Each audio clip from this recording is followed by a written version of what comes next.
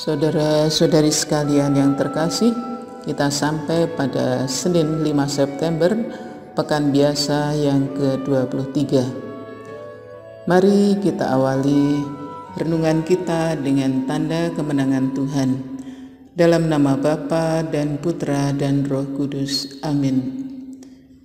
Renungan akan diambil dari Injil Lukas bab 6 ayat 6 sampai dengan 11. Pada suatu hari Sabat lain, Yesus masuk ke rumah ibadat lalu mengajar. Di situ ada seorang yang mati tangan kanannya. Ahli-ahli Taurat dan orang-orang Farisi mengamat-amati Yesus kalau ia menyembuhkan orang pada hari Sabat supaya mereka dapat alasan untuk mempersalahkan dia. Tetapi ia mengetahui pikiran mereka, lalu berkata kepada orang yang mati tangannya itu, "Bangunlah dan berdirilah di tengah." Maka bangunlah orang itu dan berdiri. Lalu Yesus berkata kepada mereka, "Aku bertanya kepada kamu, manakah yang diperbolehkan pada hari Sabat? Berbuat baik atau berbuat jahat? Menyelamatkan nyawa orang atau membinasakannya?" Sesudah itu ia memandang keliling kepada mereka semua, lalu berkata kepada orang sakit itu, "Ulurkanlah tanganmu." Orang itu berbuat demikian dan sembuhlah tangannya. Maka meluaplah amarah mereka. Lalu mereka berunding, apakah yang akan mereka lakukan terhadap Yesus. Demikianlah sabda Tuhan. Terpujilah Kristus.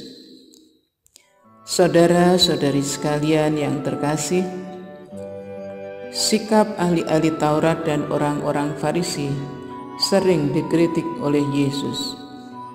Sikap mereka yang lebih mementingkan penampilan luar, sikap tampilan yang rapi, kelihatan sopan, menyenangkan mata yang memandang.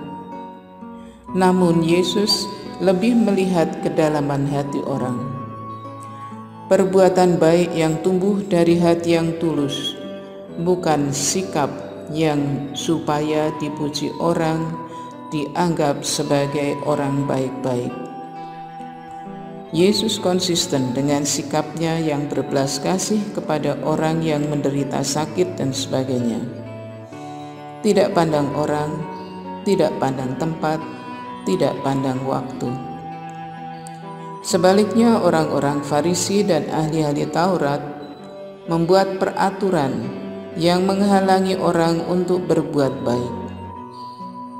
Hari Sabat adalah harga mati bagi orang-orang Yahudi untuk mengobati orang, untuk membantu orang jika dilakukan pada hari Sabat. Mereka dianggap berbuat dosa. Marilah kita belajar dari Yesus yang selalu berbuat baik kepada sesama, kapan saja, di mana saja, dan kepada siapa saja. Perhatian penampilan luar itu baik, tetapi batin kita harus diutamakan. Marilah berdoa. Allah Bapa kami yang maha baik dan maha penyayang, kami bersyukur boleh mengenal Yesus Putra-Mu. Kami ingin meneladan sikapnya yang selalu baik, selalu mengasihi semua orang di mana saja. Kuatkanlah kami jika kebaikan dan ketulusan hati kami disalahartikan. Ajarilah kami selalu bersikap sebagai pelayan yang baik kepada sesama kami. Demi Kristus Tuhan dan pengantara kami. Amin. Dalam nama Bapa dan Putra dan Roh Kudus. Amin. Saudara-saudari sekalian yang terkasih, terima kasih sudah mendengarkan renungan ini. Semoga bermanfaat. Salam dalam cinta hati Yesus yang berbelas kasih.